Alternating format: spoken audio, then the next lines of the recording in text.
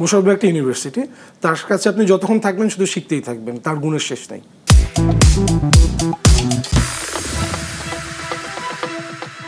আমরা ভ্যানিশিং ক্রিমের নাম তো শুনেছি, কিন্তু আজ আমরা বিনোদন সারাদিন স্টুডিওতে আমন্ত্রণ জানিয়েছি একজন ভ্যানিশিং ম্যানের কারিগরকে। হ্যাঁ দর্শক, বলছি গত ঈদে মুক্তি পাওয়া আলোচিত এবং জনপ্রিয় ফিকশন ভ্যানিশিং ম্যানের কথা।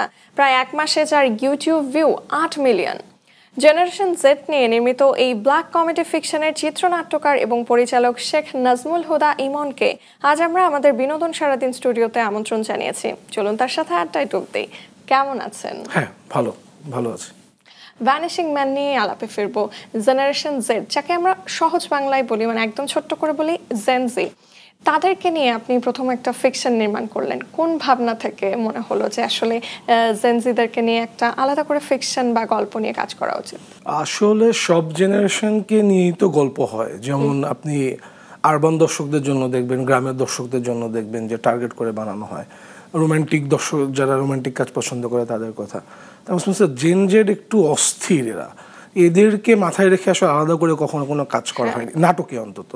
ওয়েবে হয়তো কিছু হয়েছে, বাট আমি চাচ্ছিলাম যে এই অস্থির জেনারেশনটাকে নিয়ে কিছু একটা করি, গল্পটা একটু অস্থির থাকুক, ট্রিটমেন্ট একটু অস্থির থাকুক, একটু ফাস্ট ফরওয়ার্ড থাকুক সবকিছু। সো ওই জায়গাটা ফাঁকা ছিল, ভাবলাম আমি স্টার্ট করে দিই আর কি। আমরা যদি ওয়ার্ল্ড ওয়াইডও দেখি আসলে মানে জেনজিকে নিয়ে খুব একটা বেশি ফিকশন সিরিজ এগুলো যতটা নির্মাণ হয়, বাংলাদেশে সেই তুলনায় একবারে না। এর পেছনে কি কারণ থাকতে পারে বলে মনে হয়? এর পিছনে কোনো কারণ নেই, কেউ হয়তো ভাবে নাই তাই শুরু হয় নাই। ভাবা শুরু করলে সবাই বানাবে। কারণ আমি আমারটা যে রেসপন্স পেয়েছি, আমার মনে হয় যে আমি নিজেও তো বানাবো, এরপরে জেনজিকে টার্গেট রেখে অন্যরাও হয়তো বা ইন্সপায়ার্ড হবে আর কি। আচ্ছা, ভ্যানিশিং ম্যান নামটাই তো খুবই ইন্টারেস্টিং। আর এই গল্প নিয়ে যখন আপনি কাজ করেছেন, এটা লিখেছেনও আপনি, সে সময় কি আলাদা করে বিশেষ কোনো গল্পের কথা মাথায় ছিল বা ঘটনা, বা এমনও যদি আমি একটু জানতে চাই যে সত্যি কোনো ঘটনা অবলম্বনে কি আসলে ভ্যানিশিং ম্যান আপনি বানিয়েছেন?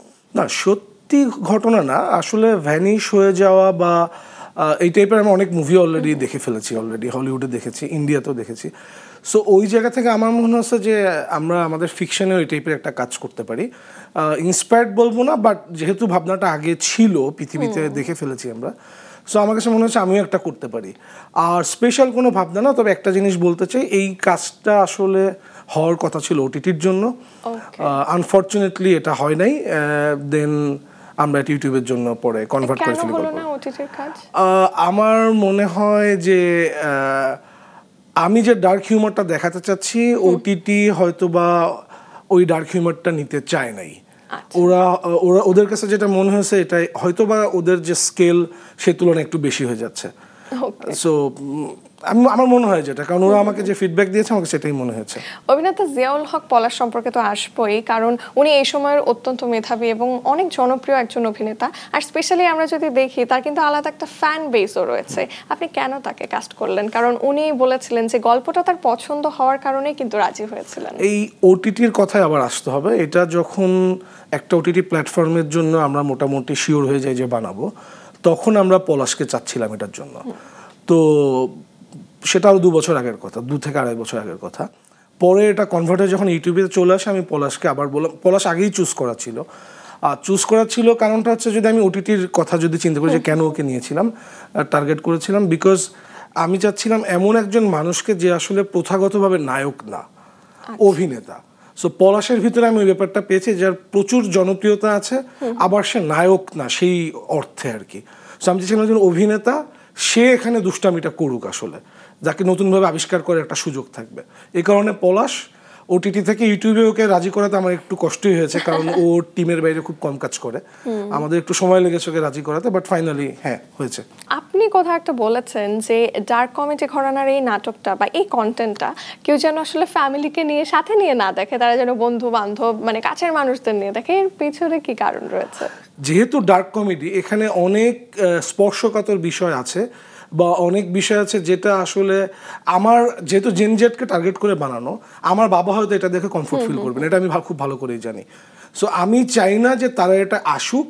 সো আমি সেন্সিবলি তাদেরকে বলেছি যে আপনারা এসেন না, যদি আসেন আপনারা আপনাদের মতো আসেন, বা আমাদের জেনারেশন বা আমাদের পরের জেনারেশন তারা যদি আসে তারা তাদের মতোই আসুক, বাবা মাকে না নিয়ে আসুক। তো অনেকে তো নিশ্চয়ই ভ্যানিশিং ম্যান দেখার পরে এটার সিকুয়েল নির্মাণের কথাও বলছেন, সেটা নিয়ে কি প্ল্যান রয়েছে? প্ল্যান আছে, তবে আমি সিকুয়েল নির্মাণ তখনই করব যদি আমি সেরকম একটা গল্প পাই, সেটা 2 নামে হোক বা ভ্যানিশিং ম্যান দিয়ে অন্য কোনো নামে হোক, যদি আমি গল্প পাই তাহলে করব। সিকুয়েল করার ডিমান্ড আসছে বা এটা ভালো গেছে দেখে আমি এই সুযোগটা কাজে লাগাবো, সেটা আমি করব না। গল্পের জন্য অপেক্ষা করছি, যদি গল্প পাই অবশ্যই করব। এবার বাহাদুরি প্রসঙ্গে তো আসতেই হয়, আরও একটা পপুলার কাজ আপনার তানিয়া বৃষ্টি এবং নিলয় আলমগীরকে নিয়ে করেছেন। তারা তো এই সময়কার অনেক পপুলার একটা জুটি। সেখান থেকে পার্সোনালি যদি বলি, আপনি পার্সোনালি ফিডব্যাক কেমন পেয়েছেন? সম্ভবত এত পজিটিভ কমেন্ট আমি আমার কোনো নাটকে একসাথে পাইনি। কাজটা প্রবাসীদের নিয়ে ছিল। আমি আবারও বলছি, এই প্রবাসীদের নিয়ে অলরেডি সম্ভবত 100টার উপরে কাজ বাংলাদেশি হয়ে গেছে। সো আমি এমন একটা মানে রিস্কি টপিক নিয়ে কাজ করেছি যেটা আসলে already told many Times. So আমার রিস্কটা ছিল যেটা মানুষ রিসিভ করবে কি করবে না, বাট আমরা একটা ইউনিক পয়েন্ট নিয়ে কাজ করেছি যে একটা প্রবাসী, সে যখন বিদেশে গিয়েছে লাস্ট টাইম, তখন তার বাচ্চা তার ওয়াইফের গর্ভে ছিল। সো বাচ্চাটা হওয়ার পরে তার বাবাকে কখনো সামনাসামনি দেখেনি। এই 7 বছর ভিডিও কলেই কথা হয়েছে।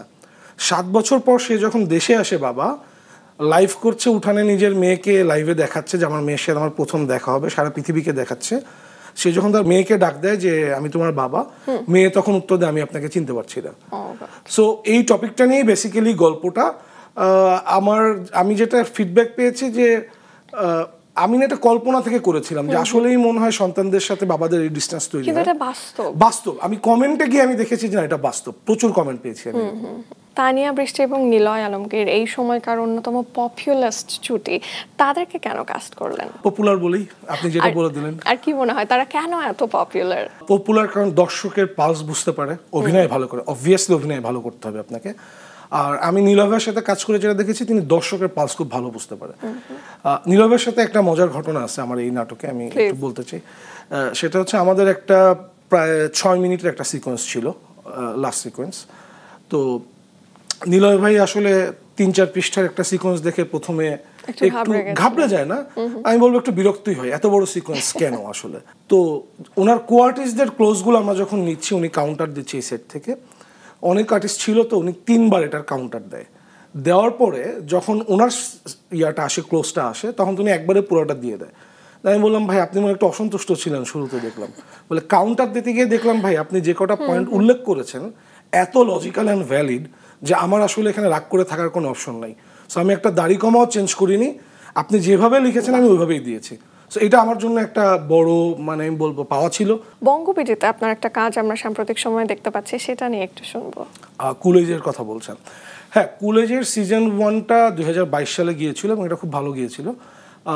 সিরিয়াল হিসাবে আমি বলবো যথেষ্ট ভালো।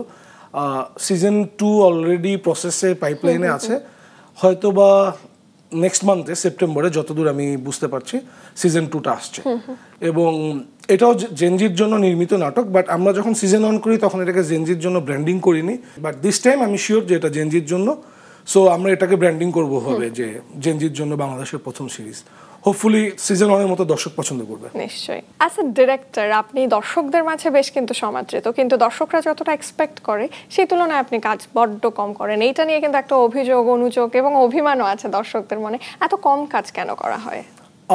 ইচ্ছা করে করি না ব্যাপারটা এমন না। আমি আসলে 2018 থেকে 22-এর মাঝামাঝি এই সময়টা বিজ্ঞাপন নির্মাণে ব্যস্ত ছিলাম। সো ও কারণে যেটা হচ্ছে আমার নাটকের সাথে সংশ্লিষ্টতা একটু কমে গিয়েছিল। তো বেসিক্যালি এই টাইমটাতে করোনাও ছিল এবং ইউটিউব নাটকের একটা ব্যাপক রেভলিউশন হয়। আমি যখন ব্যাক করি নাটকে 22-এ, তখন আসলে আমার একটু প্রবলেম হয়ে যায় যে ইউটিউবের নতুন প্রডিউসার্স, নতুন এজেন্সি, আর্টিস্টদের নতুন মন মানসিকতা এটার সাথে খাপ খাইয়ে নিতে। সো এটা এখন অনেকটা কাভার হয়ে গিয়েছে। এখন এবছর অলরেডি 8টা কাজ করে ফেলেছি। আপনাকে আসলে আমরা দেখছি যে আমরা যদি প্রিভিয়াস কাজ এবং রিসেন্ট কাজগুলো নিয়ে আলাপ করতে যাই, আপনি বেশ সমাজ সচেতন একটা মানুষ। মানে এইগুলোকে, এই গল্পগুলোকে, এই ঘটনাগুলোকে উপজীব্য করে এই যে কাজ করার মানসিকতা, আপনার মতে এটা কিভাবে এবং কবে থেকে বিল্ড আপ হলো আপনার? এটা মনে হয় আমি ব্যক্তিগত জীবনে আমি হয়তো এরকম। এই জন্যই আমি যে গল্পই ভাবি তার ভিতরে কিছুটা এরকম ছাপ থেকে যায়। এটা আমি আলাদা করে প্ল্যান করি না যে আমি এরকম গল্প বলতে যাব, হয়তো থেকে যায় আমার ভিতরের ব্যক্তিত্বের কারণে এটা হয়। আপনি তো চিত্রনাট্য লেখেন, এই যে অসাধারণ সব গল্প নিয়ে আপনি ওটিটি কন্টেন্ট কিংবা নাটক নির্মাণ করছেন, এই কন্টেন্টগুলো নিয়ে কখনো কি মনে হয়নি যে বড় পর্দায় আসা উচিত? অবশ্যই আসা উচিত, এবং হয়তো বা 1-2 বছরের মধ্যে বড় পর্দায় চলেও আসবো। সেভাবে প্রসেসিং চলছে, প্ল্যানিং চলছে, দেখা যাক আল্লাহ ভরসা। আপনি একজন নির্মাতা হওয়ার পাশাপাশি একজন দর্শক হিসেবেও খুবই দায়িত্ববান, কারণ রিসেন্টলি আপনি মহারাজা সিনেমাটা নিয়েও বেশ আলোচনা করেছেন। এই যে দর্শক হিসেবে এই বিশ্বমানের সব কন্টেন্ট যে আমরা এখন দেখতে পাচ্ছি, হ্যাঁ, সব কিছু মিলিয়ে আপনার কিছু কথা শুনতে চাই এই হিসাবে। আমি দর্শক হিসাবে সচেতন, এটার থেকে বড় কথা আমি একটা জিনিস বিশ্বাস করি, একটা সিনেমা বা একটা আমরা নাটকটা বানাই, এটা তো একটা সিনেমা, মিনি সিনেমা আসলে 40 মিনিট বা 60 মিনিটের। আমরা যখন এটা বানাই, এটার পিছনে যে পরিমাণ ইফোর্ট দেওয়া হয়, এটার আসলে সেই পরিমাণ প্রশংসাটা পাওয়া দাবি করে এটার। সো আমি আমার কলিগস যারা আছে, আমি মনে হয় না আমার মতো এত পাগলের মতো কেউ আমার কলিগসদের কাজ শেয়ার দেয়। হয়তো আমি তাকে চিনিও না, কখনো আমাদের পরিচয় হয়নি, আমার কাজ ভালো লাগলে আমি সেটা শেয়ার দিই, তাকে এখনো পুরানো আমলের মতো ফোন করি, ইনবক্স করি, এটা আমার ভালো লাগে। মহারাজার কথা যেটা বলেছেন, আমি ইনসেন্ডিজ একটা সিনেমা দেখেছিলাম যেটা আসলে মহারাজার কাহিনীর সাথে অনেকটা মিলে। সো আমি ইনসেন্ডিজ এবং মহারাজারটা একসাথে শেয়ার করেছিলাম যে আপনারা যারা মহারাজা দেখে কিছুক্ষণ মানে হ্যাংওভারের পর্যায়ে চলে গেছেন, তারা ইনসেন্ডিজটা দেখতে পারেন, এটা দেখলে হয়তো 2 রাত ঘুমাতে পারবেন না। গ্যাংস অফ ওয়াসিপুর মোট কতবার দেখা হয়েছে? 20 বারের উপরে। আর এই সিনেমার নির্মাণ আপনার নির্মাতা সত্তাকে আসলে কতটা প্রভাবিত করেছে? প্রচুর প্রচুর, এবং আমার মনে হয় আমরা যারা 2007-8 থেকে 2012-13 সময় সহকারী পরিচালক ছিলাম, শুধু বাংলাদেশে নয় ভারতীয় উপমহাদেশেই যারা, তাদের কম বেশি সবাইকে গ্যাংস অফ ওয়াসিপুর অনেক প্রভাবিত করেছে।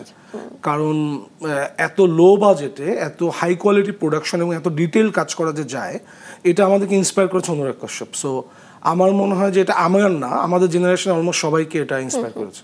আবারও ফিরে আসবো একটু দেশি কন্টেন্টে, কারণ গত ঈদে মুক্তি পেয়েছিল চরকি প্ল্যাটফর্মে বাজি, যে ওয়েব সিরিজ নিয়ে আমরা দর্শক সমালোচকদের মাঝে দেখেছি বেশ খানিকটা মিশ্র প্রতিক্রিয়া, কিন্তু আপনি বেশ ইতিবাচক একটা কথা লিখেছেন যে বাজি আপনার খুব ভালো লেগেছে। এর কারণ কি, কোন কোন দিকগুলো ভালো লেগেছে বাজির?